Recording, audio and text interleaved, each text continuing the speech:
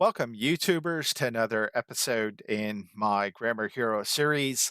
In this video, there's going to be 75 practice test questions that should closely mirror what you should expect to see in the mechanical comprehension subtest of both the Armed Services Vocational Aptitude Battery, that is the ASVAB, as well as a pre-screening Internet Delivered Computer Adaptive Test, that is the PICAT. As a quick reminder on the actual mechanical comprehension subtest of the ASVAB and PICAT, you have 20 minutes to answer 16 questions. And of course, in order to get the most from this video, you'll want to pause the video after I read a question, attempt to answer it on your own, and then resume playing the video to check your solution. Now, since the ASVAB and PICAT are both aptitude tests, I don't recommend you spend a lot of time studying for this particular subtest of the ASVAB or PICAT. In fact, I recommend that you only spend a day or two studying for this subtest. That is, in addition to going through the practice test questions in this video, you should also read the free two-page study guide on mechanical comprehension on Union Test Prep's website. Of course, I'll put a link to that study guide in the description of this video. Last, I'd be remiss if I didn't mention this as well. I don't recommend that you spend a lot of money preparing for this test, and I say that for two reasons. One, on my YouTube channel, I've made an effort to cover all the topics you need to know for the ASVAB and PICAT for free. And two, as many of you know, passing the ASVAB is really the first step in the recruitment process. In addition to passing the ASVAB, you still have to go through an extensive background check as well as an extensive medical or physical evaluation at MEPS. And again, I'd hate to see someone spend hundreds of dollars on test prep only to get caught up in one of those other two phases of the recruitment process. That said, I do recommend that you buy a study guide from a reputable store like Amazon or Barnes and Noble. And if you don't want to buy one, you can always check one out from your local library. So with all that being said, let's go ahead and get started with this video. This mechanical comprehension practice test question for the ASVAB and PICAT says, what type of strength helps a material resist force acting to pull it apart? So here's all the types of forces with which you need to be familiar. You have compression, tension, shear, torsion, and bending. So let's take a look at tension. We have forces trying to pull something apart. What word is synonymous with tension? Well, tensile is. So when two forces are trying to pull something apart, that's called tension. The strength that helps a material resist forces, those tension forces, is called detensile strength. This mechanical comprehension practice test question says cog A has 12 teeth and cog B has 18 teeth. If cog B completes two full rotations, how many rotations will cog A complete? So in this case, you have to understand that the bigger the cog, the more slowly it's going to rotate in relation to a smaller cog. So in this case, cog B is going to rotate more slowly than cog A. And using the number of teeth that each of these cogs has, we can calculate a gear ratio. Again, cog B has 18 teeth, cog A has 12 teeth. Their gear ratio is 18 over 12, which we can reduce by a common factor of 6. 18 divided by 6 is 3. 12 divided by 6 is 2. 3 over 2 is the same thing as 1.5. So these two cogs have a gear ratio of 1.5. That means for every one rotation cog B makes, cog A is going to make 1.5 or 1.5 rotations. Now, if cog B completes two full rotations, we could take 3 over 2, multiply it by 2, and this will tell us how many rotations cog A makes. So 3 over 2 times 2, place this over 1 as a fraction, cross out these corresponding 2's. 3 over 1 is 3 times 1 over 1, that's 1. 3 times 1 is 3. So in other words, if cog B makes two rotations, cog A is going to make three rotations D. You could have also done uh, 2 times 1.5. 2 times 1.5 would get you 3 as well. This mechanical comprehension practice test question for the ASVAB and PICAT says if a 12-pound weight attached to a spring stretches at 2 inches, how much will it stretch with an 18-pound weight attached to it? So many of you could solve this one intuitively. That said, I want to talk about Hooke's law, which says that the force applied to a spring is going to be equal to the spring constant K, that is the stiffness of the spring, how strong the spring is, in other words, times X, how far the spring either compresses or extends. If the spring extends, K times X is going to be positive. If the spring compresses, K times X is going to be negative. What's more, Hooke's law says the stretching or compressing of a spring is directly proportional to the force applied to the spring. So let's solve Hooke's law for K by dividing both sides of the equation by X. This crosses out. This says K is equal to F over X. And let's fill this in with the information that we have. A 12-pound weight, that's going to be our force applied to the spring over the fact that that weight stretches it 2 inches. That's going to be Rx. And just like that, we know how to set up our proportion. The 12-pound weight stretches the spring 2 inches. That's going to be equal to or proportional to the 18-pound weight stretching the spring X number of inches. So to solve proportions, you do so via cross multiplication. 12 times X is 12X. 18 times 2 is 36. Again, you could do that off to the side if you need to, but I'm not going to do that in this video. We're solving this one-step equation for x by dividing both sides by 12. This crosses out. X is equal to 36 divided by 12, which is 3. In other words, this 18-pound weight, this 18-pound force applied to the spring, is going to stretch it 3 inches. This mechanical comprehension practice test question for the ASVAB and PICAT says a beam has a maximum strength of 3000 psi. A 500-pound weight is added to the center of the beam and creates an added stress of 1000 psi. How much more weight can be added before reaching its breaking point? So, as it happens, this one's actually fairly easy to solve. Again, we know that when we add 500 pounds to the beam, it creates 1000 psi of pressure on the beam. So if we add another 500-pound weight, that's going to add another 1000 psi of pressure. So right now we have 1000 pounds on the beam, and that equates to 2000 pounds of pressure. So let's go ahead and add another 500-pound weight. And of course, you already know that's going to equate to another 1000 pounds of pressure. So right now we have 1500 pounds of weight, and this corresponds to 3000 psi, which according to the problem is the breaking point of the beam. So again, this question asks how much more weight can be added after the initial 500 pounds to reach the breaking point of the beam? Well, we added 500 and 500 or 1000 additional pounds to the beam before it broke. So this one is going to be B, of course. This mechanical comprehension practice test question for the ASVAB and PICAT says that boat oars are an example of what simple machine? So here are some examples of simple machines, notably an inclined plane. When you think about an inclined plane, think about someone loading a heavy box into the back of a truck and using a ramp to help them do so. That would be an inclined plane. A screw is a simple machine, and for that, you can think of someone screwing a lid on a jar. So we know this one's not screw. Obviously, it's not a wheel and an axle. And as far as block and tackle goes, block and tackle is the same thing as a pulley system. So this one's not correct either. By process of elimination, you should be able to say that the correct answer is C. And here's a lever.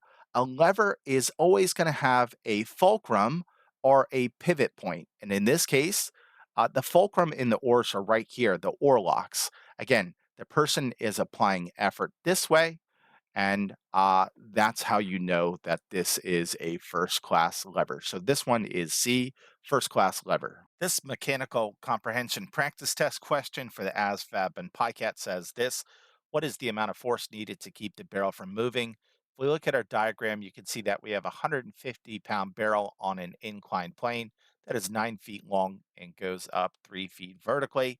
Now, for this subtest of the ASVAB, you really don't need to know any formulas. All these questions can be solved using nothing more than common sense.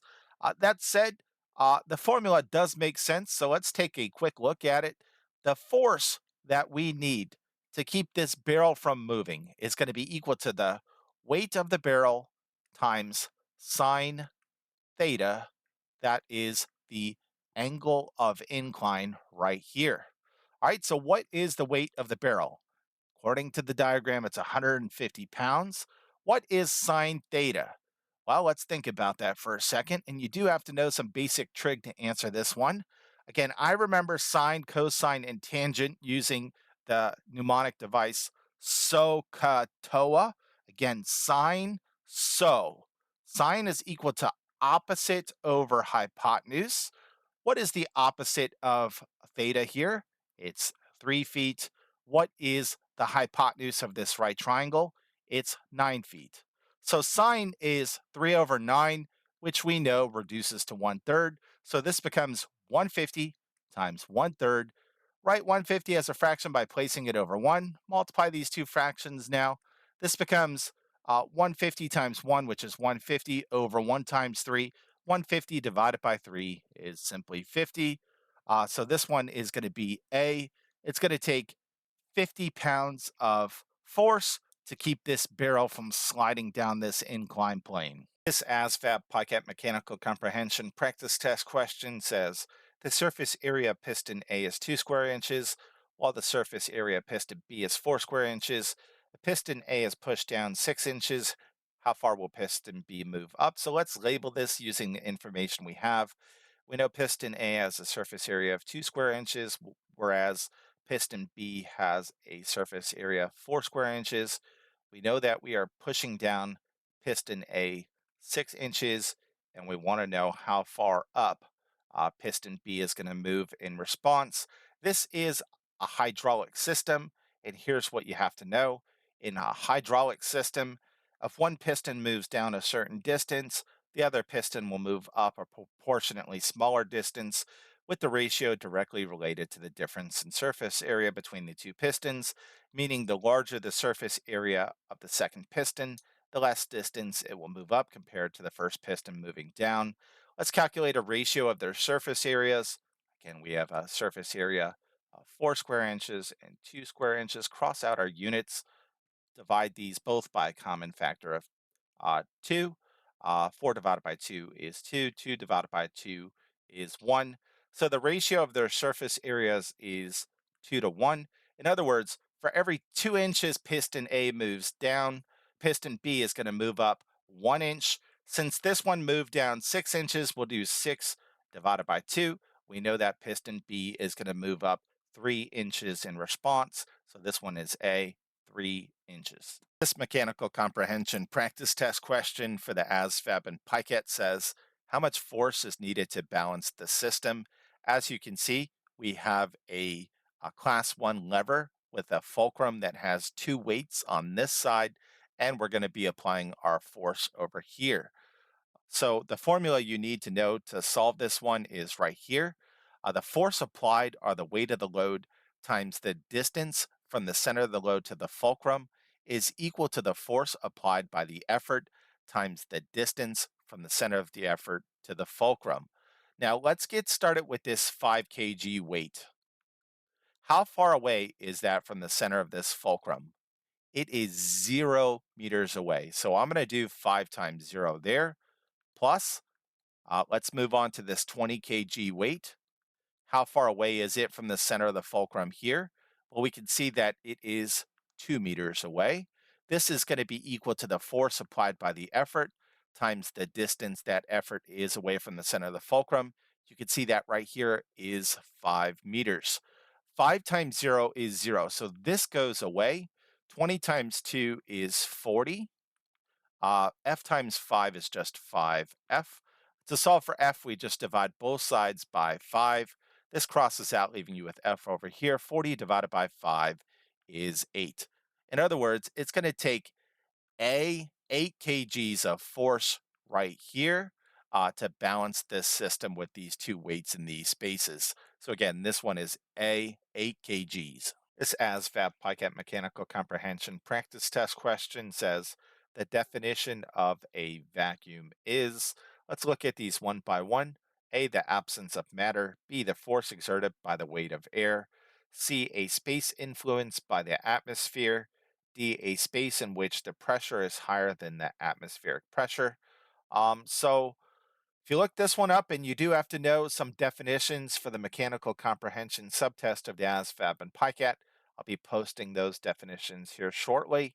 The definition of a vacuum is a space entirely devoid of matter. In other words, a vacuum is the absence of matter A. All right, so that is that one. This ASVAB PICAT mechanical comprehension practice test question says, when the belt moves in the direction shown, which pulley turns clockwise?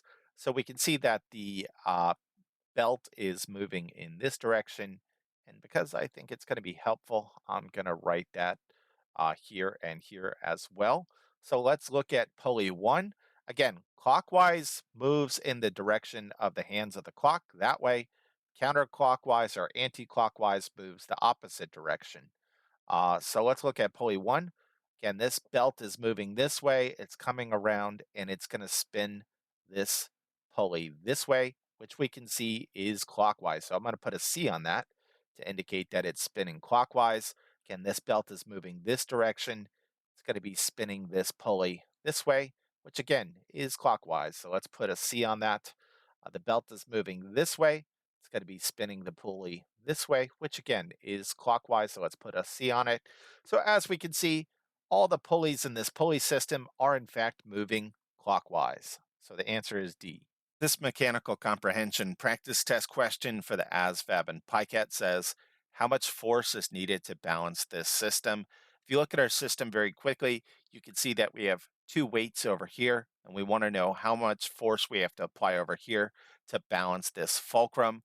And of course, I included the formula you need to know to solve this one.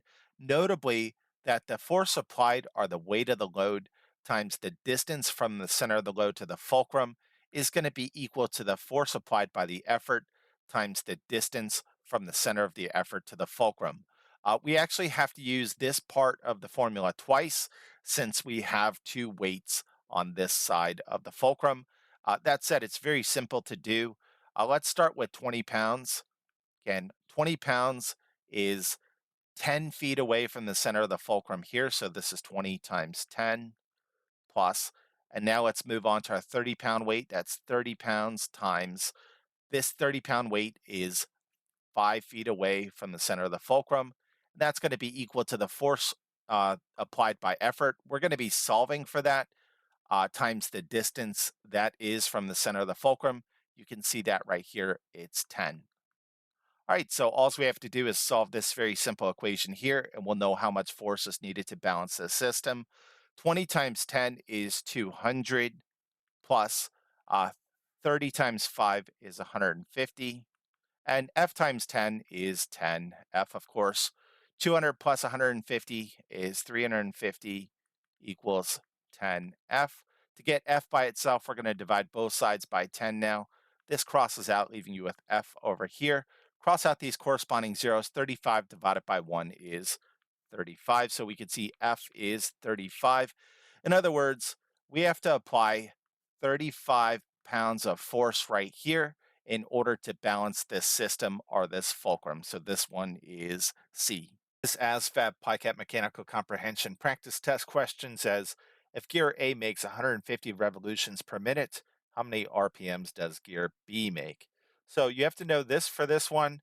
The bigger the gear, that is, the bigger either its diameter is or the more number of teeth it has, the slower it's going to rotate than a gear that has fewer teeth or a smaller diameter.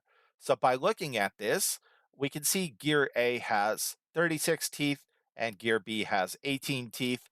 Therefore, we can say gear A is going to rotate more slowly than gear B. Now, let's go ahead and calculate that. And we could do that using a quick proportion here. Again, gear A has 36 teeth, gear B has 18 teeth. Let's go ahead and divide these by a common factor of 18 to get our ratio. 36 divided by 18 is 2. 18 divided by 18 is 1. So the ratio and the number of teeth on these gears is 2 to 1. What does that mean? That means for every one rotation this gear makes, this smaller gear is going to make two rotations. In other words, if gear A is spinning at 150 RPMs, gear B is going to be spinning twice as fast. 150 times 2 is 300. That is at 300 RPMs. So this one is going to be D. Gear B is going to be rotating or spinning at 300 RPMs. Again, we calculated that it spins or rotates twice for every one time gear A rotates. So that is that one. Pretty simple. This ASVAB PiCat mechanical comprehension practice test question says, in this diagram of a simple gearbox, the gear ratios for each pair of gears is given. What will be the output speed if the input speed is 240 RPM? So our input speed's right here, it's 240. Don't pay attention to the size of the gears in this gearbox. Instead, we're going to be calculating the output speed in terms of RPMs, and we're going to use these gear ratios to figure out the output speed. So let's get started. We know our input speed is 240, and this gear and this gear have a ratio of 4 to 1. To figure out how many RPMs this one is spinning at, we're going to divide this by 4, which is 60. So this one's spinning at 60 RPMs. Again, this gear and this gear have a ratio of 3 to 1. We know this one's spinning at 60. To figure out how fast this one's spinning, we're going to divide it by 3. 60 divided by 3 is 20. So we know this one is spinning at 20 RPMs. And finally, this gear and this gear have a ratio of 2 to 1. This one's spinning at 20. To figure out how fast our output speed is, we're going to do 20 divided by 2, which is 10. So our output speed is 10 RPMs, which is answer choice A. This mechanical comprehension practice test question for the ASVAB and PiCat says the surface area of piston A is 4 square inches and the surface area of piston B is 16 square inches. If piston A is pushed down 12 inches, how far will piston B move up? So according to the problem, the surface area of piston A is 4 square inches and the surface area of piston B is 16 square inches. In other words, piston B has 4 times the surface area of piston A. In addition, we know that we're pushing down piston A 12 inches, and we want to know how far up piston B moves in response. Well, as it happens, we can use some fluid mechanics to solve this one. It's very simple. Pascal's law states that pressure is transmitted equally in all directions in a fluid, which means that if piston B has 4 times the surface area of piston A, that means it's going to move up 1/4 the amount that piston A is pushed down, since it has 4 times the surface area. So we're going to do 1/4 times 12. If you haven't done this math in a while, we can multiply 1/4 by 12 by placing 12 over 1. Again, 12 divided by 1 is 12. And then when you multiply two fractions, you just multiply straight across. 1 times 12 is 12. 4 times 1 is 4. 12 divided by 4 is 3. So it's going to move up 3 inches in response. So this one is B. This mechanical comprehension practice test question for the ASVAB and PiCat says, how much force is needed to balance this system? You can see that we have a fulcrum right here. Again, this triangle is called a fulcrum. On the right-hand side is where we're going to be applying our force to balance a weight of 20 kgs that is 5 meters from the center of the fulcrum, and a weight of 30 kgs that is 2.5 meters away from the center of the fulcrum. The formula is down here, but you really don't need to know it. This one's very simple to figure out. Let's start with our weights. We're going to take our 20 kg weight, and we're going to multiply that by the distance it is from the center of the fulcrum, notably by 5 meters. To that, we're going to add the 30 kg weight times the distance it is from the center of the fulcrum, and you can see that it is 2.5 meters away from the center of the fulcrum. That's going to be equal to the amount of force we have to apply over here times the distance that force is from the center of the fulcrum. You can see that that is 5 meters. All right, so let's work this out. F times 5 is just 5F. 20 times 5 is 100. You should know that from your times tables.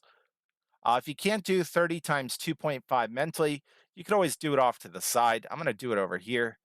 30 times 2.5. We have to move this decimal one place to the right to make this 30 times 25, albeit with one decimal to move back into our answer. 0 times 5 is 0. 3 times 5 is 15. Before we start multiplication with this 2, bring in a 0 placeholder. 2 times 0 is 0. 2 times 3 is 6.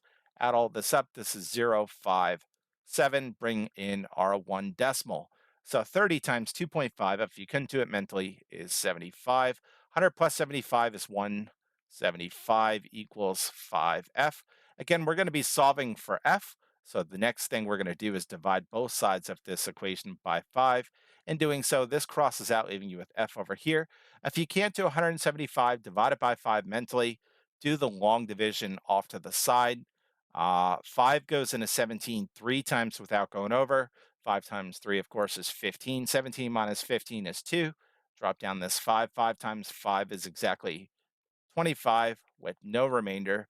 So in other words, it's going to take 35 kgs of force to balance this system. So this one is answer choice C, of course. This mechanical comprehension practice test question for the ASVAB and PiCAT says this: what is the amount of force needed to keep the barrel from moving? We're going to use a very simple formula to calculate this one. If you didn't know the formula, you could also calculate this one using common sense. But we're going to say the force needed to keep the barrel from moving is going to be equal to the weight of the barrel times sine of theta, where theta is this angle of incline in this inclined plane. Well, what is the weight of this barrel? It is 100 pounds. You can see that right here. How do we find sine theta? Well, sine theta is easy to calculate if you remember the mnemonic device SOHCAHTOA. Again, so says sine is opposite over hypotenuse. The opposite of theta here is 4. Hypotenuse of this right triangle is 20, and this reduces to 1/5. So sine theta is simply 1/5. Again, you could write 100 as a fraction by placing it over 1. Then you just multiply straight across. This becomes 100 over 5. 100 divided by 5 is 20. In other words, it's going to take 20 pounds of force to keep that barrel from rolling down the inclined plane. This mechanical comprehension practice test question for the ASVAB and PiCAT says this: as part A moves to the left, gear C will turn. So here's part A, it's moving to the left, and as it moves to the left, it's going to cause gear B to rotate to the opposite direction, that is to the right. Since gear B is connected to gear C is going to start rotating in the opposite direction of gear B, that is to the left. And as we can see, that is in the direction of number 2 here. So this one's B, only in direction 2. That said, it is true that gear C is bidirectional. As this piston reaches the bottom of this cylinder, it is going to have to move in the opposite direction. But in order for that to happen, part A would have to move to the right. That is beyond the scope of what they're asking for this question. So the correct answer is B, only in direction 2. This mechanical comprehension practice test question for the ASVAB and PiCAT says this: spaces are placed between slabs of concrete in city sidewalks too. So the reason they put spaces, which are called joist, in city sidewalks is to allow for expansion in contraction. Again, like any other material, such as metal, concrete expands when it gets hot and contracts when it gets cold. Think about someone trying to put a cylinder into a new engine block. If they're having a hard time getting that cylinder into the engine block, sometimes they'll freeze the cylinder because when they freeze the metal, it contracts and gets smaller and fits right in. So, again, they cut these joists in concrete to allow for expansion during heat and contraction when it's cold. This ASVAB PiCAT mechanical comprehension practice test question says, two wheels as shown are connected by a belt. If wheel A makes one complete rotation, how many rotations will wheel B make? So in this case, we're not given the number of teeth on these wheels. Instead, we're we're given their diameters, and we can quickly compute a gear ratio using their diameters. Again, this one has a diameter of 28 inches. This one has a diameter of 14 inches. We can reduce this ratio by a common factor of 14. 28 divided by 14 is 2, and 14 divided by 14 is 1. So they have a gear ratio of 2 to 1. That means for every one rotation this big gear makes, this small gear is going to rotate 2 times.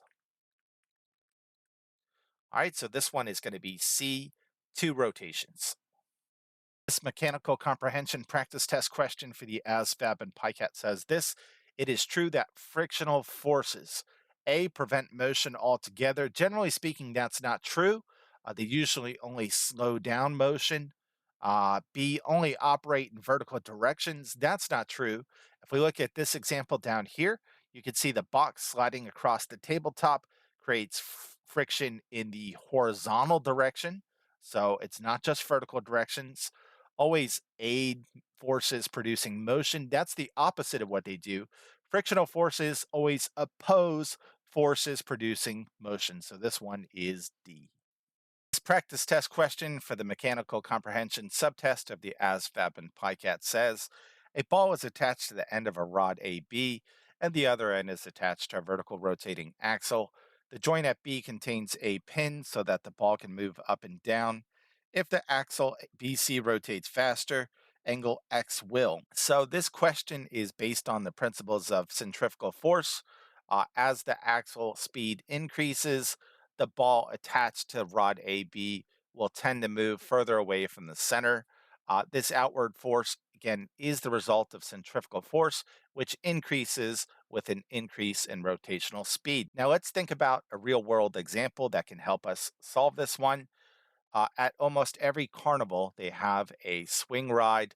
When the ride is not moving, people tend to hang vertically from the ride, but as the ride rotates faster and faster, people get pushed out from the center. So that's the same thing here. Again, as this axle speeds up, this ball is going to move upward. And as you can see, this angle X is going to decrease significantly. So this one is B, decrease. This ASVAB PICAT mechanical comprehension practice test question says the illustration shows a water tank that is made of wood planks and reinforced metal hoops. Why are the hoops closer together near the bottom of the tank? So as you can see, the hoops are pretty far apart toward the top of the tank, but as you get toward the bottom, those hoops get very close together. Think about this one like a diver. The deeper a diver goes into the ocean, the more water pressure or atmospheres or pressure they're going to experience. And the same is true here. The water pressure pushing against the sides of the tank is greater toward the bottom of the tank. So this one is going to be D. This ASVAB PICAT mechanical comprehension practice test question says which of the objects has the most structural strength? We have a triangle, a rectangle, a septagon, and a T-shape.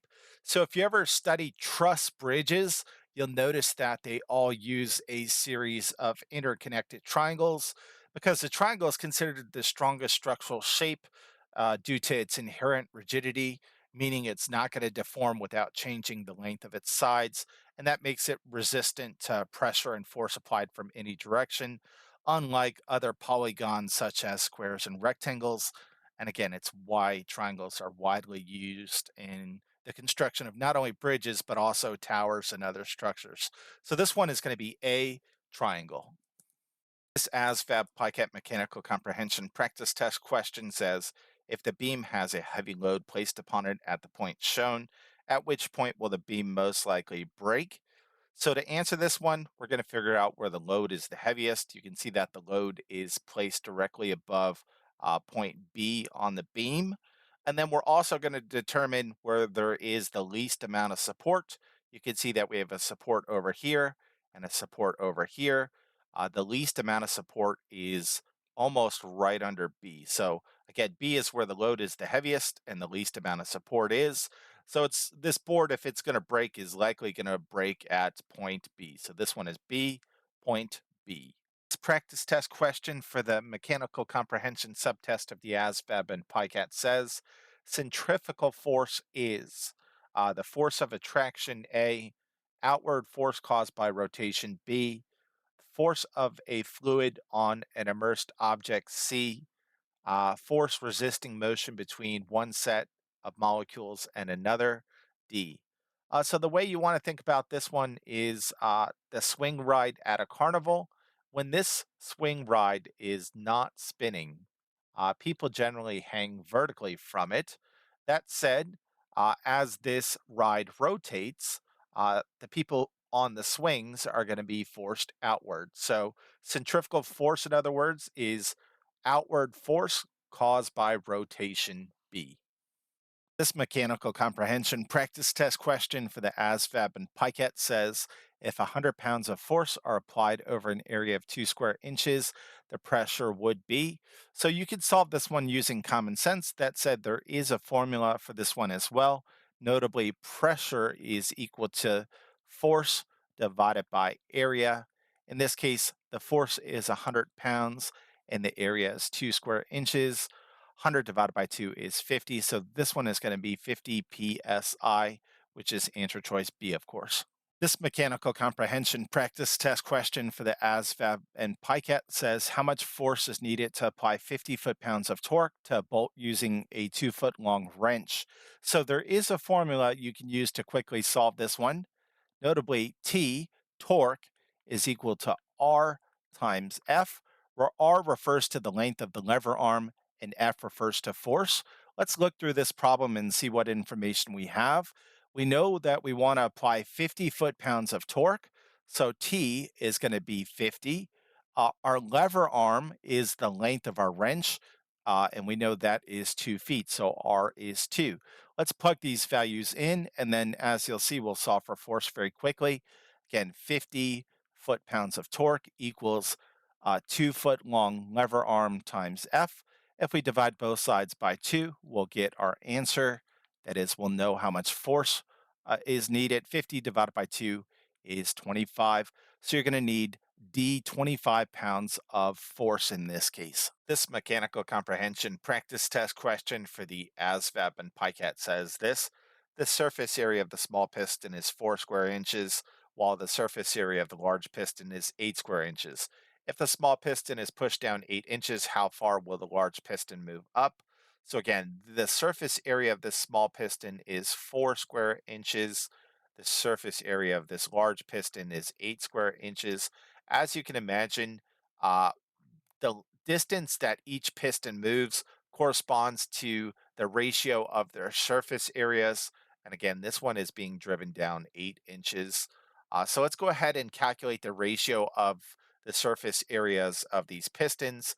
Again, this large piston has a surface area of 8 square inches. The small piston has a surface area of 4 square inches. Cross out these units. This gives us a ratio of 2 to 1 in their surface areas. In other words, for every 2 inches that this piston moves down or up, this piston right here is going to move 1 inch correspondingly. So if this one moved 8 inches down, this one is going to move 8 divided by 2 are 4 inches up. So this one is going to be C. This mechanical comprehension practice test question for the ASVAB and PICAT says if a force of 200 pounds is exerted over an area of 10 square inches, what is the pressure in terms of psi, that is pounds per square inch? So for this one, you can solve it using common sense. That said, there is a formula that you can use as well. That is pressure equals force divided by area. In this case, we're solving for P. The force, according to the problem, is 200 pounds over an area of 10 square inches. This is very easy to reduce. We cross out these corresponding zeros. This becomes 20 over 1. 20 divided by 1 is just 20. So in other words, the pressure is going to be C 20 psi. This mechanical comprehension practice test question for the ASVAB and PICAT says this. The 3 pulleys are connected by rubber belts. The 2 pulleys at the top have the same diameter, while the pulley below is twice their diameter. If the driver pulley at the upper left is turning clockwise at 60 RPMs, at what speed and in what direction is the large bottom pulley turning? So here's our drive pulley right here.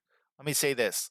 The size of the pulley corresponds to how fast it spins. The bigger the pulley, the more slowly it's going to spin compared to a pulley with a smaller diameter. So, in other words, if this pulley is spinning at 60 RPMs, this one has the same diameter, so it's also going to spin at 60 RPMs. That said, the diameter of this bottom pulley is twice the diameter of this pulley here. So it's going to spin half as fast as this pulley. If this one's spinning at 60 RPMs, this one's going to spin at 30 RPMs. So all these answer choices with 120 in them are incorrect. Now we just have to figure out what direction this bottom pulley turns in. Again, this one's going clockwise, so this belt is moving this way. And you can see that's going to come around this way and spin this one this way, which is counterclockwise.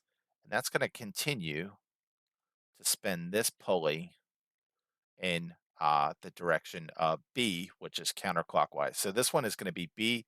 It's spinning at 30 RPMs, and it's also spinning in direction B, which is counterclockwise. This mechanical comprehension practice test question for the ASVAB and PICAT says, what type of gear arrangement is this? And it's referring to this one right here. Below, I included some very common types of gears, including spur gears, planetary gears, bevel gears, helical gears, worm gears, crown gears, internal gears, and rack and pinions. I would be familiar with these for the mechanical comp subtest of the ASVAB and PICAT, but you should see that this one matches what's commonly referred to as a worm gear. So this one is going to be D, worm and wheel, or worm gear. Mechanical comprehension practice test question for the ASVAB and PICAT says this. A cable is pulling a 320-pound box up an incline that's 16 feet long. If 80 pounds of force is used to move the box up the incline, how tall is the incline? So to answer this one, you have to know the formula. Force is going to be equal to the weight of the object times sine theta, where sine theta refers to the angle of incline. How much force is needed? Well, according to the problem, they needed 80 pounds of force. How much does the object weigh? It's 320 pounds. What is sine theta? Well, sine, cosine, and tangent can be remembered using the mnemonic device SOHCAHTOA. Again, so refers to sine, so sine theta is opposite over hypotenuse. What is the opposite of theta here? It's x.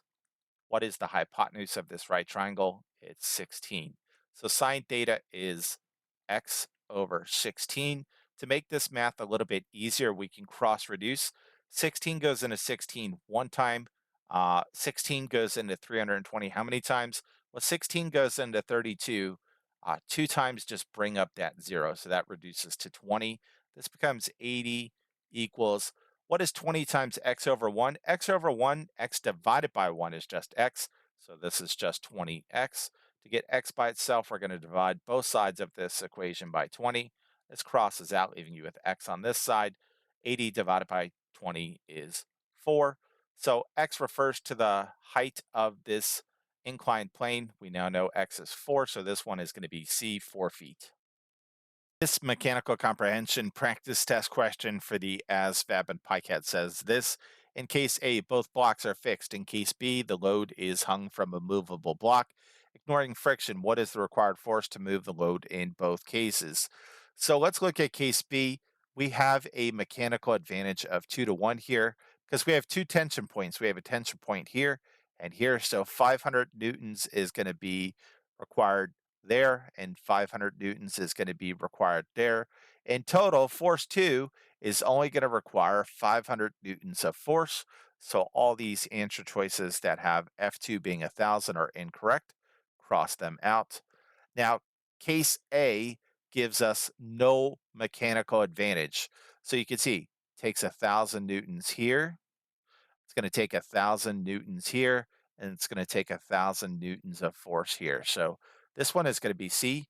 Force 1 is going to be 1,000, whereas force 2 has a mechanical advantage of 2 to 1, so it's going to take 500 newtons of force. So again, C. This mechanical comprehension practice test question for the ASVAB and PiCAT says this: the driver gear A turns clockwise at a rate of 60 RPMs. In what direction does gear B turn and at what rotational speed?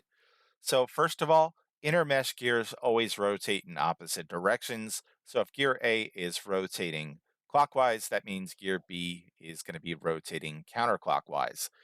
Likewise, you have to know that the more teeth a gear has, the more slowly it's going to rotate compared with a gear that has fewer teeth. Gear B has more teeth than gear A, so it's going to rotate more slowly than gear A. If gear A is rotating at 60 RPMs, gear B is going to be rotating more slowly than that. So all these answer choices with 120 in them are incorrect. Let's calculate our gear ratio. Our gear ratio is the number of teeth on the driven gear. Uh, Again, gear B is being driven, so that's 40 over the number of teeth on the driving gear. Again, the driving gear is gear A, that has 20. Cross these out. This reduces to a ratio of 2 to 1. What does this mean? Every 2 times gear A rotates, gear B is going to rotate 1 time. How are we going to calculate that? We're simply going to do 60 over 2, which is 30. So gear B is rotating at 30 RPM. So this one is D, counterclockwise and at 30 RPMs. This mechanical comprehension practice test question for the ASVAB and PiCAT says, if gear A is rotated by a motor at a rate of 100 RPMs, how many revolutions will gear C make per minute? So in order to figure this one out, we have to calculate the gear ratio between gear A and gear B, and then finally between gear B and gear C, since all these gears are intermeshed. Generally speaking, the more teeth a gear has, the more slowly it spins compared to a gear with fewer teeth. So let's start with gear A and gear B. We know gear A spins at 100 RPMs.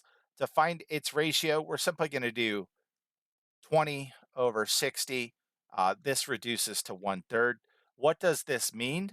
For every 3 revolutions gear A makes, gear B is going to make 1 revolution. So if gear A is making 100 revolutions per minute, gear B is going to do 100 divided by 3 revolutions per minute.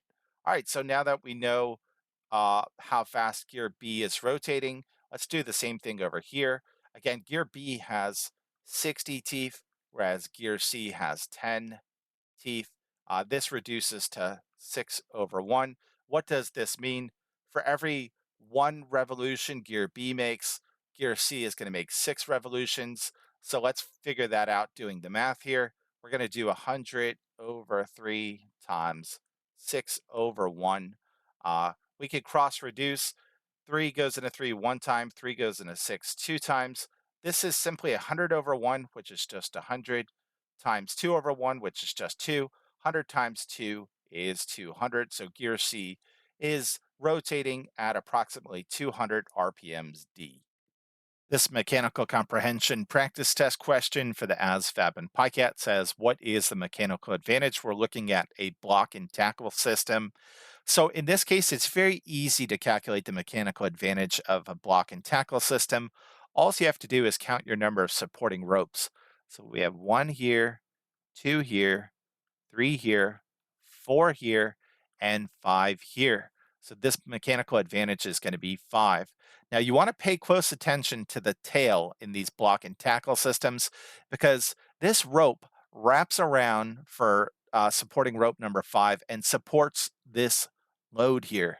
In some cases, you'll see problems where the tail is pointing downwards. In other words, it's no longer supporting the load, and therefore you would not count it as a part of your mechanical advantage. So this one is going to be a mechanical advantage of 5. This mechanical comprehension practice test question for the ASVAB and PiCAT says when the plug is removed, water will A, flow into the tube but stop at the water level in the bucket, flow into the bucket.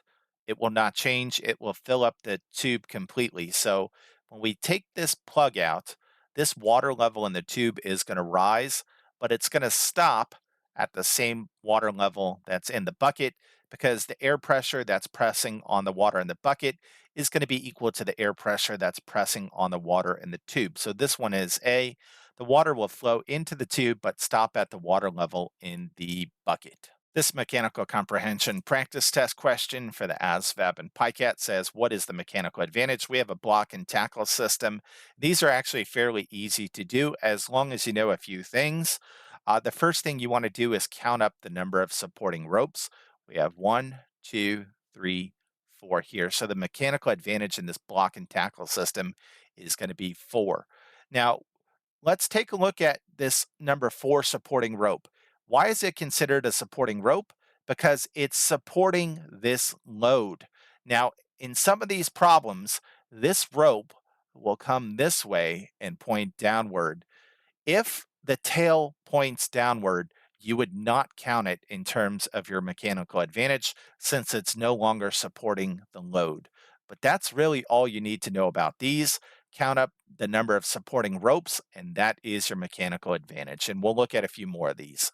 This mechanical comprehension practice test question for the ASVAB and PICAT says if wheel A rotates clockwise, which of the other wheels will also rotate clockwise? So here's wheel A, it's rotating this way. In order for wheel A to rotate that way, that means this belt is moving in this direction. And with that in mind, we can go ahead and find out the direction in which these other wheels are rotating. So again, this belt is going to be moving wheel H this way, that's counterclockwise. And since wheel H is moving in the opposite direction of wheel A, we know all of them don't turn clockwise. And likewise, we know B is incorrect because it includes H. So all we have to figure out is if D, E, and F spin clockwise like wheel A. So again, the belt is moving in this direction. We can see that it's going to spin wheel G that way. The belt is moving in this direction. It's going to spin wheel F this way, which is clockwise, the same direction as wheel A. Wheel E is going to spin this way, that is counterclockwise. So we're not going to include wheel E, so we know this one's not correct. And by process of elimination, we know the correct answer is C. But that said, let's just confirm that D is spinning in that direction. Again, the belt is moving this way, and that's going to spin wheel D this way. That is the same direction clockwise as wheel A. So this one is only F and D spin clockwise like wheel A. All right, so that is that one. This mechanical comprehension practice test question for the ASVAB and PICAT says how much weight is needed to balance the system. So of course we're going to be putting the weight over here where the question mark is. And for the mechanical comprehension subtest of the ASVAB, almost all the problems can be solved intuitively, that is to say without a formula. This right here is called a fulcrum, and it represents the middle of the system. So I'm going to put an equal sign there because we're going to be balancing this system. And on this left-hand side of the equal sign, here's what I'm going to multiply. This 20-pound weight is 10 feet away from this fulcrum. So I'm going to do 20 times 10 plus this 50-pound weight is 5 feet away from the fulcrum, the center of the fulcrum. So that's going to be 50 times 5. This is going to be equal to this weight, which is unknown. So let's call it X times the distance it is from the center of the fulcrum, which is 10. So all we have to do is solve this equation for X. 20 times 10 is 200 plus 50 times 5, which is 250 equals 10 times X is 10X. 200 plus 250 is going to be 450 equals 10X. Divide both sides by 10 now to get X by itself. This crosses out, leaving you with X on this side. Cross out these corresponding zeros. 45 divided by 1 is 45. In other words, in order to balance this system, you have to place a 45-pound weight right here. So this one is C. This mechanical comprehension practice test question for the ASVAB and PICAT says, if wheel A is 3 times the diameter of wheel B and it rotates at 55 RPM, how fast will wheel B rotate? So in a pulley system like this one, these wheels turn according to their size. In other words, the bigger the wheel, the more slowly it's going to rotate. And in this case, we know that wheel A is 3 times the size of wheel B. In other words, for every one rotation wheel A makes, Wheel B is going to make 3 rotations. And since wheel A is spinning or rotating at 55 RPMs, wheel B is going to be rotating at 55 times 3 RPMs. 5 times 3 is 15, carry a 1. 5 times 3 is 15, plus 1 is 16. In other words, wheel B is going to be rotating at 165 RPMs, which is answer choice C, of course. This mechanical comprehension practice test question for the ASVAB and PICAT says, if an 8-pound weight sitting on top of a spring compresses at 2 inches, how much will it compress with a 12-pound weight sitting on top of it? So this question is testing your understanding of Hooke's law, which says the force applied to a spring is going to be equal to negative K, that is the spring constant, that is how stiff or strong the spring is, times X, which is how far the spring either stretches or compresses. Thankfully enough, we can solve this one intuitively because Hooke's law says the stretching or compressing of a spring is directly proportional to the force applied to it.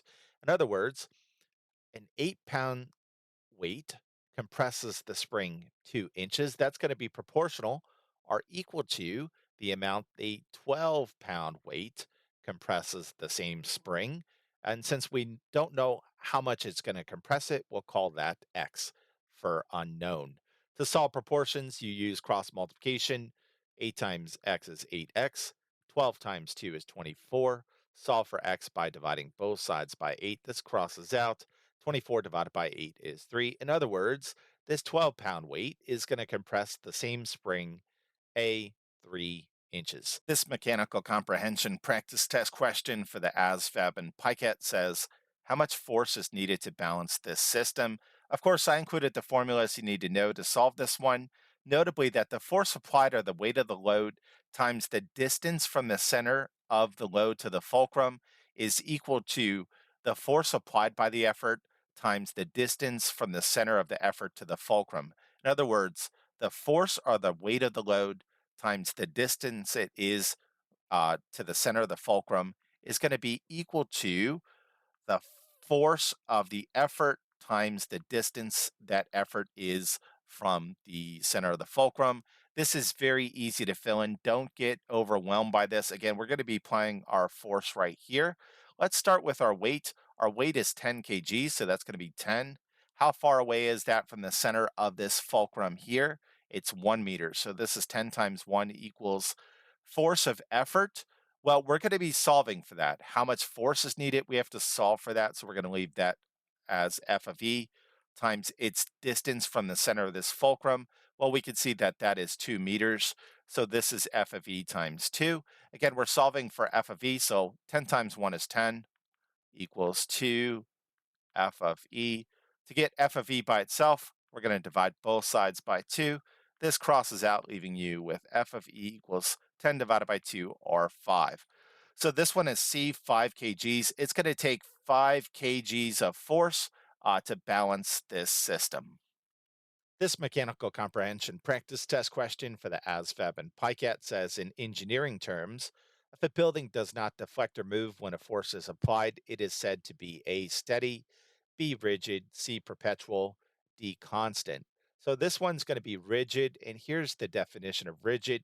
It's a material's or structure's resistance to deformation or bending under applied forces. It's essentially its stiffness. So this one is B. This mechanical comprehension practice test question for the ASVAB and PICAT says, if an effort of 2 pounds is applied on one side of the fulcrum to lift a load of 8 pounds on the other side of the fulcrum, what is the mechanical advantage of the lever? So for the ASVAB and PICAT, you will have to calculate mechanical advantage. Thankfully enough, that's pretty simple to do. I put the formula down here for you. It's equal to output force over input force, which is the same thing as your load divided by your effort. In this case, we're told that we have a load of 8 pounds and it takes an effort of 2 pounds to lift the load. So this is 8 divided by 2, which is 4. In other words, this lever gives us a mechanical advantage of 4. So the answer to this one is B. This mechanical comprehension practice test question for the ASVAB and PICAT says a dancer lifted his partner above his head at a rate of 2 meters a second squared. If the dancer exerted a force of 100 newtons while lifting his partner, what was the mass of his partner in kgs? So in this case, we're going to use Newton's second law to solve this one. Specifically, we're going to use the mathematical representation thereof that says force is equal to an object's mass times its acceleration. Force is given in terms of newtons, mass in kgs, and acceleration in meters a second squared. We can see that acceleration in this case is 2 meters a second squared. Force is 100 newtons. And of course, we're going to be solving for m. As long as you know two of these variables, you can always solve for the missing one. So this becomes 100 equals mass times 2. To solve for mass, or m, we divide both sides of this equation by 2. In doing so, this crosses out, leaving you with m on this side. 100 divided by 2 is 50.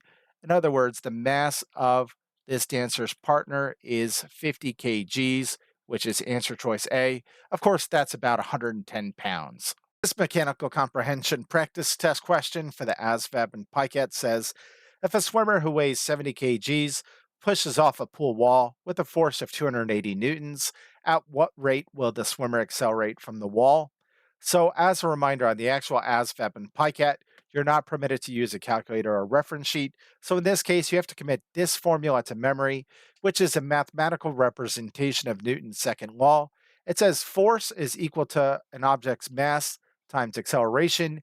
As long as you know at least two of these variables, you can solve for the missing one. And as you can see, force is measured in terms of newtons, mass is measured in terms of kgs, and acceleration is measured in terms of meters a second squared. Let's identify the variables that we have from the word problem. We know the swimmer has a mass of 70 kgs and they're applying a force of 280 newtons to the wall. And we're going to be solving for acceleration, or A, of course. So this is 280 equals 70 times A. To solve for A, all we have to do is divide both sides of this equation by 70. In doing so, this crosses out, leaving you with A over here. Cross out these corresponding zeros. 28 divided by 7 is 4.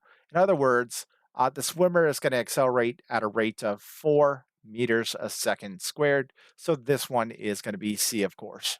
This mechanical comprehension practice test question for the ASVAB and PICAT says, which of the following is not one of Newton's three laws of motion? So the first one says an object at rest will stay at rest and an object in motion tends to stay in motion. As you can see, this is Newton's first law of motion. E equals mc squared. We will come back to that. C, for every action, there is an equal and opposite reaction. You can see that that is Newton's third law of motion. D, force is equal to mass times acceleration. You can see that that is Newton's second law of motion. E equals mc squared is actually Einstein's theory of relativity, so it is not one of Newton's three laws of motion. So this one is B, of course. This mechanical comprehension practice test question for the ASVAB and PICAT says, if the mass of a car is 1,000 kilograms, how much force would be required to accelerate the car at a rate of 3 meters a second squared? So again, you're not permitted to use a calculator or a reference sheet on the actual ASVAB or PICAT. So you want to commit this formula, which is the mathematical representation of Newton's second law, to memory. So it says force measured in newtons is equal to the mass of the object measured in kilograms times the acceleration of the object measured in meters a second squared. Well, in this case, we're trying to solve for F. We know the mass of the car is 1,000 kilograms, and it's going to be accelerating at a rate of 3 meters a second squared. So that's our A. So let's just plug these values in and evaluate the equation accordingly. This becomes 1,000 times 3. In other words, it's going to take 3,000 newtons of force to accelerate the car at a rate of 3 meters a second squared. So this one, of course, is C, 3 newtons. You have to commit this formula to memory for the ASVAB and PICAT. This mechanical comprehension practice test question for the ASVAB and PICAT says if A equals 6 inches and B equals 2 inches, What is the mechanical advantage of the pliers shown in the illustration? So we're going to be calculating the MA, the mechanical advantage of these pliers, and I included the formula down here. It's going to be the effort arm length. So the effort is where you actually squeeze these pliers. So you're going to be applying effort or pressure right here. The effort arm length is the distance from where you apply pressure to the fulcrum. This is the fulcrum of the pliers. And according to the problem, this distance is 6 inches divided by the load arm length. So here's the load arm length. That's where you actually grab onto something with the pliers, and it's going to be the distance from the load to the fulcrum. And according to the problem, that's 2 inches. So our mechanical advantage is going to be 6 over 2, which is 3. So these pliers have a mechanical advantage of C3. This mechanical comprehension practice test question for the ASVAB and PICAT says, to balance the beam, how much weight should be placed on the right-hand side? Of course, they're referring to this question mark here. This triangle is called your fulcrum, and you want to treat it like an equal sign. Now, we're going to solve this question intuitively because as it happens, it's very easy to solve without a formula. I'm going to take the weight of 10 kgs, that is 10, and I'm going to multiply it by the distance it is from the center of the fulcrum. We can see that this 10 kg weight is 21 feet away from the center of the fulcrum. This weight's unknown, so I'm going to call it x, and I'm going to multiply that by the distance it is from the center of the fulcrum. You can see that that is 14 feet away from the center of the fulcrum. Now, all we have to do is solve this equation for x. We could do 10 times 21 as our next step. 10 times 21 is 210 equals 14x. To get x by itself, we just divide both sides by 14 now. This crosses out, leaving you with x on this side. You should recognize that 210 and 14 have a common factor of 7, so we're going to try to reduce this as much as possible before we do any division. 210 divided by 7, again, 21 divided by 7 is 3. Therefore, 210 divided by 7 is 30. 14 divided by 7 is 2. 30 divided by 2 is 15. So in other words, we have to place a 15 kg weight over here in order to balance this beam. So this one is going to be a C, of course. This mechanical comprehension practice test question for the ASVAB and PICAT says an object moves on a frictionless plane at a velocity of 3 meters a second. If no external force acts on the object, what is the object's velocity after 10 seconds? So in this case, it's helpful to know the velocity formula. V of t, an object's final velocity, is equal to V of o, its initial velocity, plus a, its acceleration, times t, the time for which it accelerates. Now let's identify these values from our question. Our initial velocity, V of o, is going to be 3 meters a second. We know time is going to be 10 seconds. Now, this is a trick problem because it doesn't explicitly tell you this, but it doesn't say the object has any acceleration at all. So we know A is going to be 0. All right, let's plug those values in. This becomes 3 plus, again, acceleration is 0, so this is 0 times 10. 3 plus 0 times 10 is 0.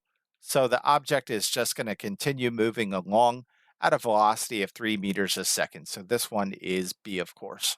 This mechanical comprehension practice test question for the ASVAB and PICAT says a car is moving at an initial velocity of 10 meters a second and then accelerates uniformly at 10 meters a second squared.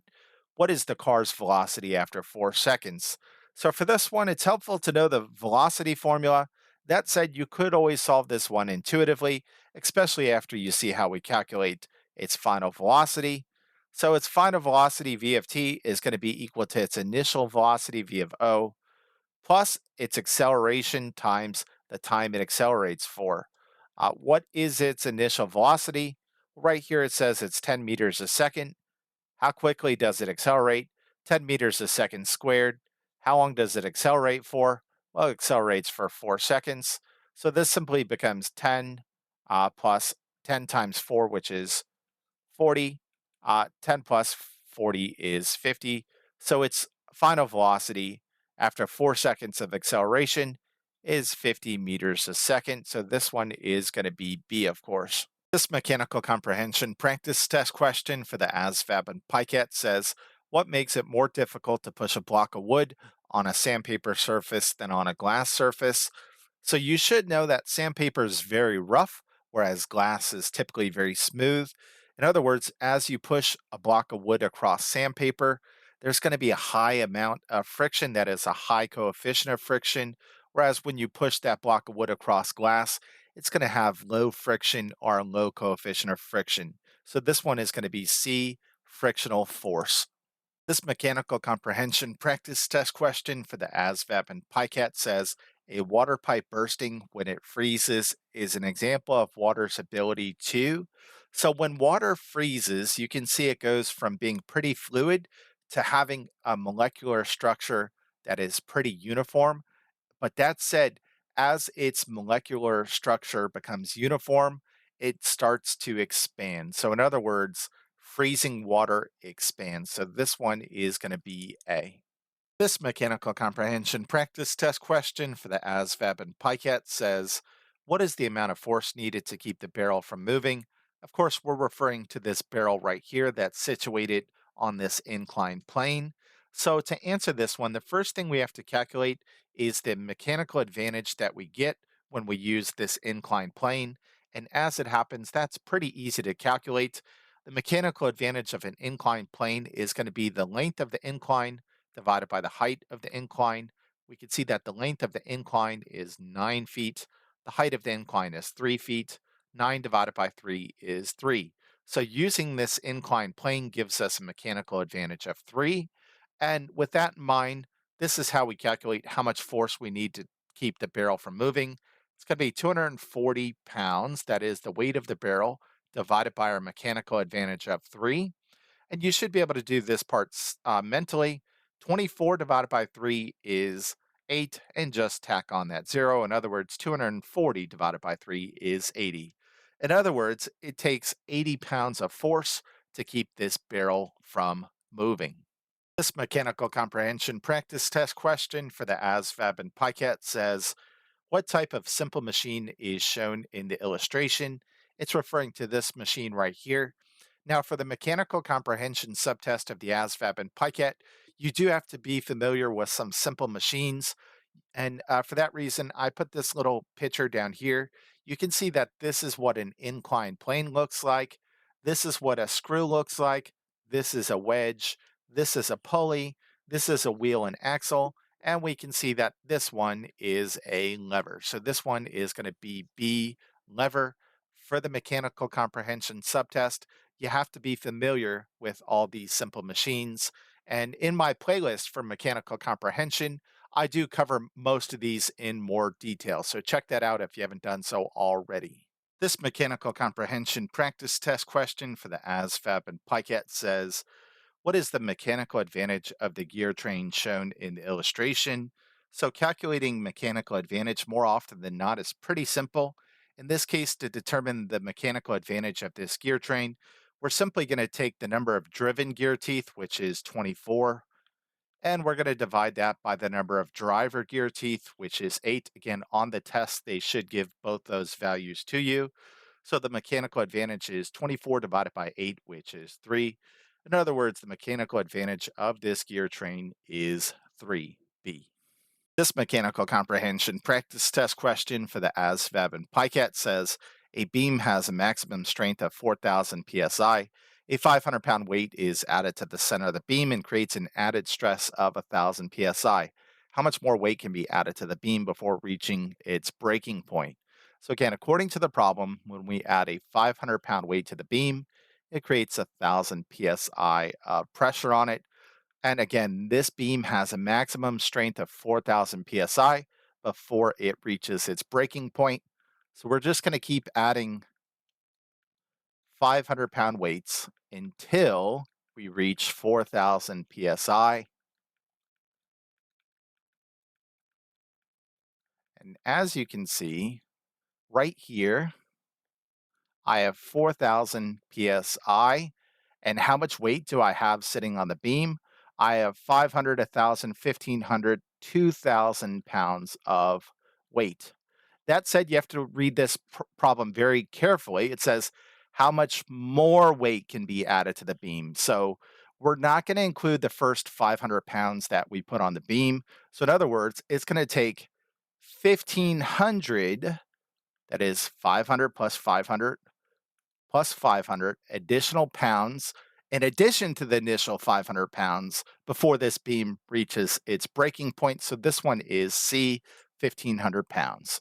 This mechanical comprehension practice test question for the ASVAB and PICAT says, which of the following is a true principle of inertia? So this is testing your knowledge more or less of Newton's first law of motion. It says an object will not change its motion unless acted upon by an unbalanced force. In other words, if an object is at rest, it will have a tendency to stay at rest.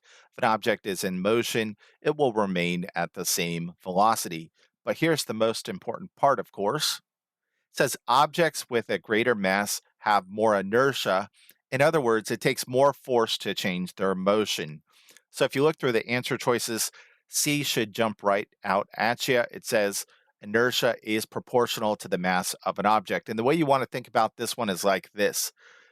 It takes a very small amount of effort to roll a tennis ball. That said, imagine you are rolling a bowling ball, which has way more mass than a tennis ball. It's going to take a lot more effort to get that bowling ball moving. So that is the principle of inertia. This mechanical comprehension practice test question for the ASVAB and PICAT says a steel wedge is placed next to a heavy stone. When the worker strikes the wedge, what will happen to the stone? All right, so take a few minutes and see if you can figure this one out on your own. That said, I'm going to go through the answer choices one by one. A says the stone will stay level and rise. Well, you can see that our wedge looks like this. So if it goes under the stone's not going to be perfectly level. So A is not correct. Let's look at D. D says the stone will stay level and move to the right. So what this says is that the wedge is just going to push the stone to the right, which is not true because this stone is probably heavy enough for this wedge to go under it without needing someone to hold the other side of the stone down. Now let's look at B and C. B says only the left side of the stone will rise. C says only the right side of the stone will rise. So this is our left, this is our right. If this wedge goes under our left side, it's going to lift our left side of the stone up. So this one is going to be B. Only the left side of the stone will rise. This mechanical comprehension practice test question for the ASVAB and PICAT says the pressure exerted by the water on the sand is A greatest at A, B greatest at B, C greatest at C, D the same across the surface of the sand. So for this one, you have to understand that the pressure in a fluid such as water increases with depth due to the weight of the fluid above pushing down. In other words, the deeper you go in water, the more pressure you're going to feel. So, for example, when a diver reaches 34 feet, they feel 2 atmospheres of pressure. When they reach 68 feet, they feel 3 atmospheres of pressure. And when they reach about 102 feet, they feel 104 atmospheres of pressure. So, in other words, at point A here, which is the deepest part in this diagram, there's going to be the greatest amount of pressure. So, this one is A. This mechanical comprehension practice test question for the ASVAB and PICAT says, which of the wheels are rotating in the same direction in the diagram? And this is a very common question that does show up in the mechanical comprehension subtest. So you want to get good at looking at these diagrams of wheels and pulleys and being able to determine which direction they spin in. So let's say A is spinning this way. That means that this pulley is spinning in this direction. That means wheel B is also spinning in the same direction as A. So again, all of them have A, B in the answer choice, which is correct. Now B sits on top of wheel C. So wheel C is also going to turn in the same direction as wheel A and B. So right away, we know this one is not correct because it does not include wheel C. So again, wheel C is going to be spinning the pulley this way, which in turn is going to spin wheel D in the opposite direction of wheel A, B, and C.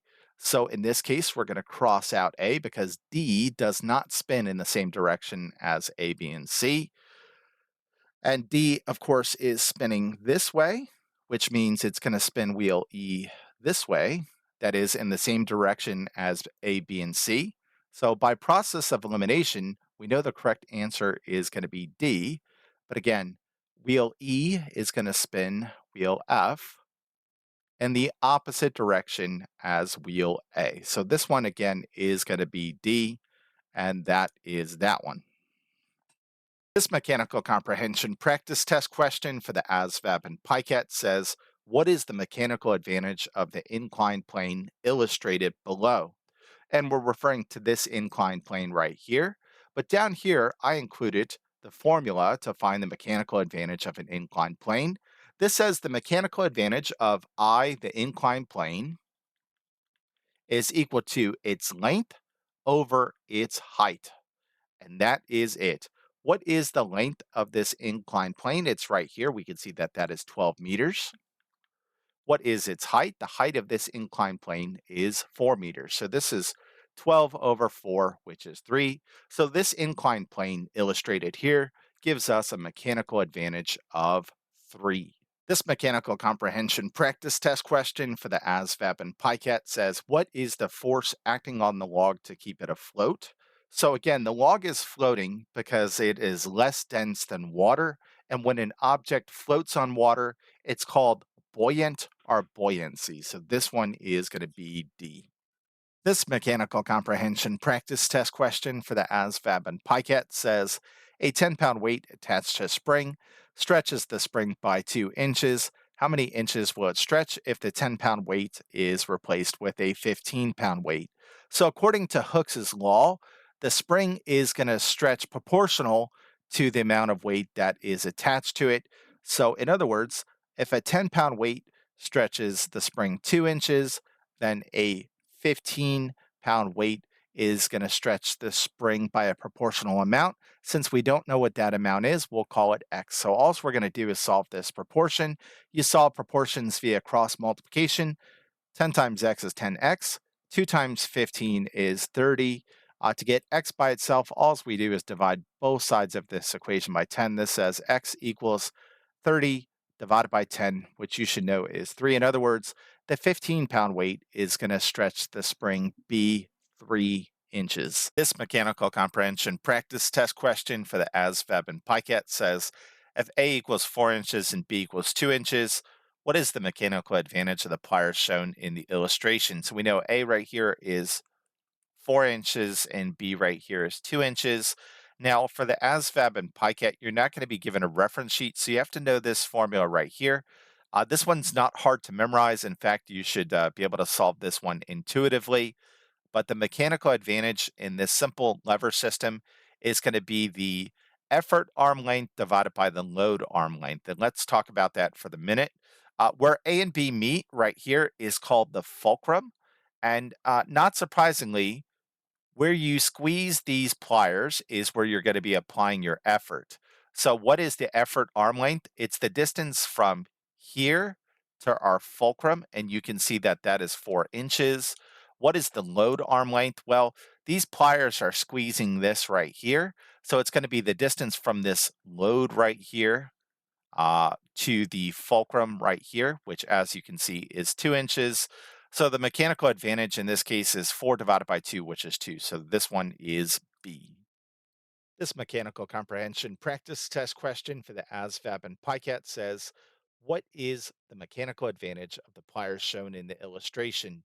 So first of all, here's our fulcrum, and that's a clue that we're dealing with a simple lever here. Its mechanical advantage, MA, is going to be equal to the distance that the effort is from the fulcrum. You can see that that is 6 inches divided by the distance the load is from the fulcrum. Here's the load. This is where we're going to grab onto something with the pliers. We can see that that is 2 inches away from the fulcrum. So this is 6 divided by 2, which gives us a mechanical advantage of a 3. This mechanical comprehension practice test question for the ASVAB and PICAT says, what is the mechanical advantage of the gear train shown in the illustration? So to calculate the mechanical advantage of this gear train, we're simply going to take the number of driven gear teeth and divide that by the number of driver gear teeth. Again, this gear is being driven by this gear. This gear has 60 teeth, so it's going to be 60 divided by 20. By doing this math right here, we'll be able to calculate our mechanical advantage. Cross out these corresponding zeros. 6 divided by 2 is 3. So the mechanical advantage of this gear train is going to be A3. Again, on the ASVAB and PiCat, you won't have this formula, so you got to commit it to memory at some point. This mechanical comprehension practice test question for the ASVAB and PiCat says, in this pulley system, what force must be applied to balance the 10-pound weight? So a pulley system is a simple machine, and the first thing you want to identify in a simple machine is your tension points. That is the lines that support the weight. In this case, here's one line that supports the weight, and here is another line that supports the weight. So we have two tension points. Now, you want to pay close attention to the end of the line because if the end of the line faces upwards, it's counted as a tension point. If it faces downwards, it's not counted as a tension point. In this case, it's facing downward, so we're not going to include it as a tension point. Now, to find the amount of force we need to apply to balance this 10-pound weight, we're going to take our 10-pound weight that has its load distributed across two tension points. So in other words, we're going to have to apply 5 pounds of force to balance this 10-pound weight, which means the answer to this one is B, of course. This mechanical comprehension practice test question for the ASVAB and PiCat says wheel A has a diameter of 6 inches while wheel B has a diameter of 12 inches. If wheel A turns at a rate of 8 RPM, what will be the speed of wheel B? So let me go ahead and label everything. We know wheel A has a diameter of 6 inches and it rotates at a rate of 8 RPMs. Wheel B likewise has a diameter of 12 inches and we want to know how quickly it's rotating. So the first thing I want to point out is that in systems like this one, smaller gears rotate faster than bigger gears. So in other words, gear B is twice as big as gear A. That means gear B is going to rotate slower than gear A. So D is not a correct answer choice.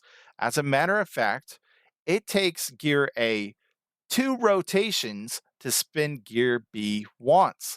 So, in other words, if gear A is spinning at 8 RPMs, gear B is going to spin 8 divided by 2 are 4 RPMs. So, this one is going to be B. This mechanical comprehension practice test question for the ASVAB and PiCat says, what is the amount of force needed to keep the barrel from moving? So what we're looking at is a simple machine called an inclined plane. An inclined plane is supposed to make performing work much easier.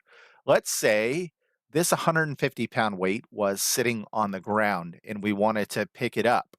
Well, it would take 150 pounds of force to pick this 150-pound weight off the ground. That said, this inclined plane gives us what's called a mechanical advantage that makes moving this weight much easier. And how do we calculate the mechanical advantage that we get by using an inclined plane or a ramp? Well, it's simply the length of the ramp, and we can see the length of this ramp is 9 divided by the height of the ramp. The height of this ramp is right here, it's 3. 9 divided by 3 is 3. So this inclined plane or this ramp gives us a mechanical advantage of 3. What does that mean? That means it's 3 times easier to move this 150-pound weight than picking it straight up off the ground. So again, all we're going to do is take 150 and multiply it by 1/3 because again, it's 3 times easier to move this weight using an inclined plane or ramp. And if you can't do this mentally, place 150 over 1 to write it as a fraction. 150 divided by 1 is 150. And of course, you can cross reduce. 3 goes into 3 one time. 3 goes into 15 5 times. Therefore, 3 goes into 150 50 times. This is 50 over 1 times 1 over 1, which is just 150 times 1 is 50. So in other words, it only takes 50 pounds of force to keep this barrel from moving. And that's because this inclined plane, which is a simple machine, gives us a mechanical advantage of 3. This mechanical comprehension practice test question for the ASVAB and PICAT says, when the gear train is operating, which gears turn in the same direction? So I want to mention this very quickly. When two gears mesh, that is, their teeth are interlocked, they typically rotate in opposite directions. In other words, if one gear spins clockwise, the other will spin counterclockwise, and so on and so forth. So let's say gear F is spinning clockwise. We can see that it's intermeshed with gear G. So that means gear G is going to spin in the opposite direction of clockwise, which is counterclockwise. Again, gear G and gear H are intermeshed. So gear H is going to spin in the opposite direction of gear G, which is spinning counterclockwise. So it's going to spin clockwise. Again, gear H and gear I are intermeshed, and gear I is going to spin in the opposite direction of gear H. If gear H is spinning clockwise, gear I is going to spin counterclockwise. Finally, gear I and gear J are intermeshed. If gear I is spinning counterclockwise, that means gear J is going to spin clockwise. So we can see that gear F, H, and J are spinning clockwise, whereas gear G and I are spinning counterclockwise. So we should be able to solve that. But that said, if you want to see this one visually, again, this one's spinning clockwise. That means this one's going to spin counterclockwise. That's going to make this one spin clockwise. This one's going to spin counterclockwise. And finally, this one's going to spin clockwise. All right, so with that in mind, let's look at our answer choices. F and I. F is spinning clockwise, I is spinning counterclockwise, so that's not a correct answer choice. Uh, G and J. Well, G is spinning counterclockwise and J is spinning clockwise. So that's not a correct answer choice. G, I, and J. G spinning counterclockwise, as you can see. I is spinning counterclockwise, but J is spinning clockwise. So those aren't spinning in the same direction. So by process of elimination, we know D is correct. And you can see F is spinning clockwise, H is spinning clockwise, and finally J is spinning clockwise. So this one is in fact D. This mechanical comprehension practice test question for the ASVAB and PICAT says an object moves on a frictionless plane at a velocity of 2 meters a second. If no external force acts on the object, what is the object's velocity after 10 seconds? So, this is testing your understanding of two concepts from physics. The first of which is Newton's first law of motion that says an object will remain at rest unless a net force acts upon it. Likewise, an object will remain in motion unless a net force acts on it. Well, let's take a look at the velocity formula and see how this relates to Newton's first law of motion. Again, velocity, the final velocity, v of t, is going to be equal to your initial velocity, v of o, plus acceleration times time. Well, let's look what we have in this formula. We know our velocity, our initial velocity, v of o, is 2 meters a second. There's no external force acting upon this object. So that means our acceleration in the velocity formula is 0. And we know time is 10 seconds. So let's plug those values in accordingly. Again, 2 meters a second plus, again, no acceleration in this case. So that's going to be 0 for A times 10 seconds for time. So our final velocity, v of t, equals 2. 0 times 10, anything times 0 is 0. So this is just our final velocity is going to be 2 meters a second. So this one is A. Again, an object in motion will remain in motion unless a net force acts upon it, such as acceleration, deceleration, or friction. So this one is A. This mechanical comprehension practice test question for the ASVAB and PICAT says a car is moving at an initial velocity of 5 meters a second and then accelerates uniformly at 10 meters a second squared. What is the car's velocity after 2 seconds? So most of you can solve this one intuitively. That said, let's take a look at the velocity formula. It says your final velocity, v of t, is going to be equal to your initial velocity, v of o, plus acceleration a times t, which is time. Thankfully enough, we were given all these things in this question. All we have to do is go back and identify them. Its initial velocity, v of o, is 5 meters a second.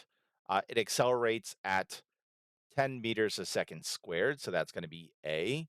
And for how long? Well, we know t is 2 seconds. So just plug those things in. Our initial velocity was 5 meters a second, accelerated at 10 meters a second squared for 2 seconds. So this is simply going to be 5. 10 times 2 is 20. So our final velocity, v of t, is 20 plus 5 are 25 meters a second. So this one is going to be B, of course.